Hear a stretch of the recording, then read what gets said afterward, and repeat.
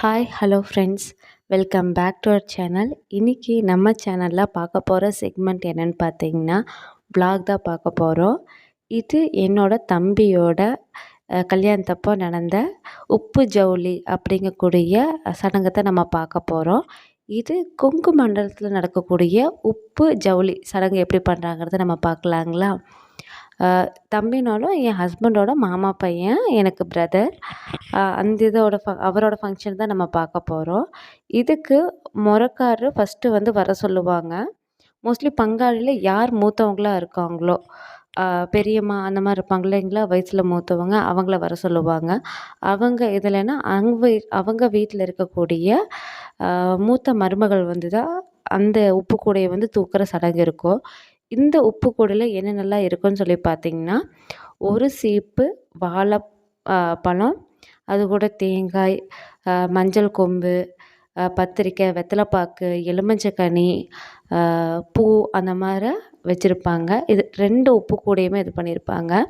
இது பெண் வீட்டு சைட்லேயுமே இதே தான், பையன் வீட்டு சைட்லேயும் வந்து பார்த்திங்கன்னா மாப்பிள்ளை வீட்டு சைட்லேயும் அதே மாதிரி தான் 2 முறக்காரங்களே வர சொல்லுவாங்க. ஒரு வெள்ளை வேட்டி விரித்து வச்சு அதில் உப்பு ஜவுளிக்குன்னே வந்து உப்பு எடுக்கிறக்குன்னே அந்த கூடை வந்து தனியாக இருக்கும். அதுக்கு முதல்லே வந்து சாணி போட்டு மொழுகி வச்சுருப்பாங்க நீட்டாக. அதுக்கப்புறம் ஃபுல்லும் வந்து சாமி தின்னூறு விபூதி வச்சு சந்தன குங்குமம் வச்சு அது கூடயே வந்து நான் சொன்ன மற்ற பொருளெல்லாம் வச்சு மங்கள பொருள் எல்லாமே வச்சுட்டு அது கூட சாக்லேட்ஸு, ஊதுபத்தி அந்த மாதிரி எதெல்லாம் மங்களகரமான பொருளோ அதெல்லாமே இன்க்ளூட் பண்ணியிருப்பாங்க. ப்ளஸ் பத்திரிக்கை வந்து மெயினாக இன்க்ளூட் பண்ணியிருப்பாங்க. ஏன்னா இந்த உப்பு ஜவுளியோட முக்கியமான இதே பார்த்திங்கன்னா, உப்பு மாற்றினக்கப்புறமா வந்து அந்த பத்திரிக்கையை வந்து வாசிப்பாங்க.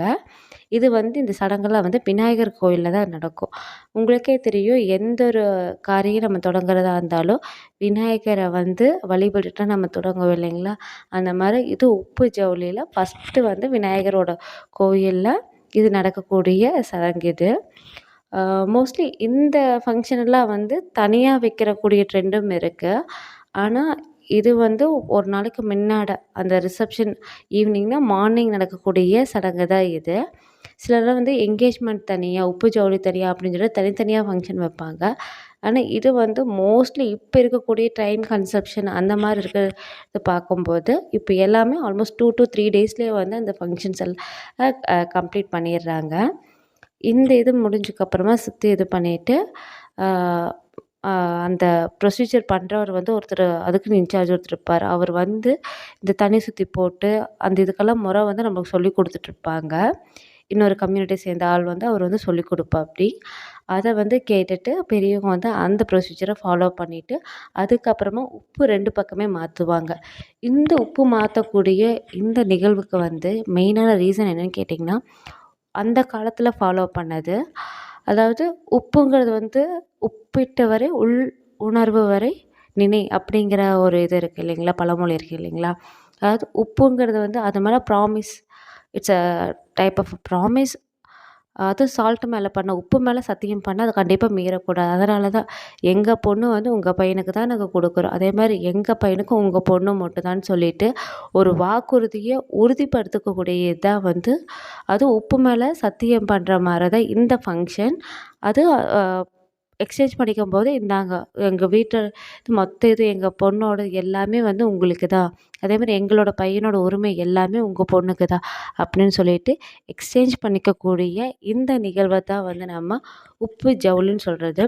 உப்புங்கிறது இந்த ஃபங்க்ஷன். அதே மாதிரி ஜவுளிங்கிறது வந்து பொண்ணுக்கு எடுத்திருக்கக்கூடிய பட்டு புடவை, முகூர்த்தத்தன்னைக்கு பொண்ணு கட்டக்கூடிய பட்டு புடவையும் அந்த இடத்துல வச்சுருப்பாங்க. அதே மாதிரி முகூர்த்தத்தன்னைக்கு பையன் கட்டக்கூடிய பட்டு வேட்டி, சட்டை, துண்டு, அந்த இது எல்லாமே வந்து அதையும் வந்து அந்தந்த உப்பு கூடைக்கு முன்னாடி வந்து வச்சுருப்பாங்க.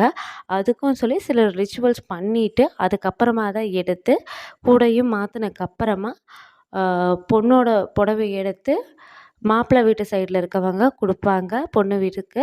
அதே மாதிரி மாப்பிள்ளையோட ட்ரெஸ் எடுத்து பொண்ணு வீட்டில் கொடுப்பாங்க. இதுதான் கொங்கு சைடில் இருக்கக்கூடிய, அதாவது கொங்கு மண்டலம்னு சொல்லக்கூடிய இதில் இது நாட் ஒன்லி கோயம்புத்தூர், திருப்பூர், கோயம்புத்தூர், ஈரோடு, கரூரில் சில பகுதிகள் இது எல்லாமே பார்த்திங்கன்னா கொங்கு மண்டலத்தை தான் சேர்ந்தது. இது எல்லாமே வந்து நீங்கள் பார்க்கலாம். இந்த இது முடிஞ்சக்கப்புறமா உப்பு மாற்றி சத்தியம் பண்ணக்கப்புறமா இந்த ஜவுளியும் மாற்றிக்கப்படும். இந்த பத்திரிக்கையும் சரி, வயசில் மூத்தவங்க அந்த இடத்துல வந்து தாய்மாமன் உறவில் இருக்கவங்களோ இல்லை ஃபேமிலிலேயே வந்து ரொம்பவே பெரிய தலைக்கட்டாக இருக்கக்கூடியவங்க, அதாவது தாத்தா, பெரியப்பா அந்த மாதிரி இருக்கக்கூடிய, அதாவது பொண்ணு வீடு சைடில் பையன் வீடு சைடில் யார் ரொம்பவே மூத்தவங்களாக இருக்காங்களோ அவங்க தான் அந்த கல்யாண பத்திரிக்கையை முழுமையாக அந்த இடத்துல வாசித்து காமிப்பாங்க. இந்த சடங்குக்கு பேர் தான் வந்து உப்பு ஜவுளின்னு சொல்லிட்டு என்டையராக நம்மளுக்கு சொல்கிறது. இந்த இதுக்கு பார்த்திங்கன்னா எங்களோட அண்ணி, அவங்க பேரும் லோகப்பிரியா. வாட் அ கோஇன்சிடென்ஸ்ன்னு தான் சொல்லணும். அவங்க எடுத்ததுக்கு அப்புறமா அவங்களோட இதுவும் வந்து என்டையராக வந்து கவர் பண்ணியிருக்கோம். இப்போ வராத அந்த க்ரீன் கலர் வித் எல்லோ கலரில் இருக்கக்கூடிய எங்களோட அண்ணி தான்.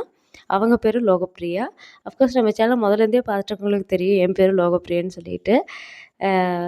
நான் மேரேஜ் ஆகி போகும்போது அவங்க கல்யாணமே குழந்தையெல்லாம் இருக்காங்க. அப்போ நாங்கள் பேர் சொல்லி இன்ட்ரோ ஆகும்போது 2 பேருக்கு சிமிலர் நேம் அப்படின்னு சொல்லிட்டு இருந்துச்சு. இது பொண்ணு வீட்டு சைட், பையன் வீட்டு சைட் 2மே. அப்புறம் புடவைய மாற்றினக்கப்புறமா ஒரு ஸ்டில் எடுத்துகிட்டு அவங்கவுங்க சைடில் பொண்ணு வீட்டு சைடில் ட்ரெஸ்ஸை கொடுத்துட்டாங்க, பையன் வீட்டு சைட்லேயும் ட்ரெஸ் கொடுத்துட்டாங்க. அதுக்கப்புறமா லன்ச் முடிச்சக்கப்புறமா ஒரு 2:00 மேலே 3:00 மேலே தான் வந்து பட்னி தண்ணி அப்படிங்கிற ஒரு சடங்கு இருந்துச்சு. அந்த பட்னி தண்ணியோட சடங்கு எப்படி இருக்குங்கிறத நம்ம பார்க்கலாம். கண்டிப்பாக இந்த வீடியோ வந்து எல்லாத்துக்குமே பிடிச்சிருக்குன்னு நம்புகிறேன். பிடிச்சிருந்தால் மறக்காமல் லைக் பண்ணி சப்ஸ்கிரைப் பண்ணுங்கள். மறக்காமல் உங்கள் ஃப்ரெண்ட்ஸோடய ஃபேமிலி மெம்பர்ஸோடய ஷேர் பண்ணி சப்ஸ்கிரைப் பண்ணுங்கள். மேற்கொண்டு நம்மளோட விலாக்ஸ் மற்ற நம்மளோட லைஃப் ஸ்டைல் எல்லாமே வந்து நீங்கள் தெரிஞ்சுக்கணுன்னா kindly get in touch with us by subscribing our videos. Thanks for watching. Thanks for your support.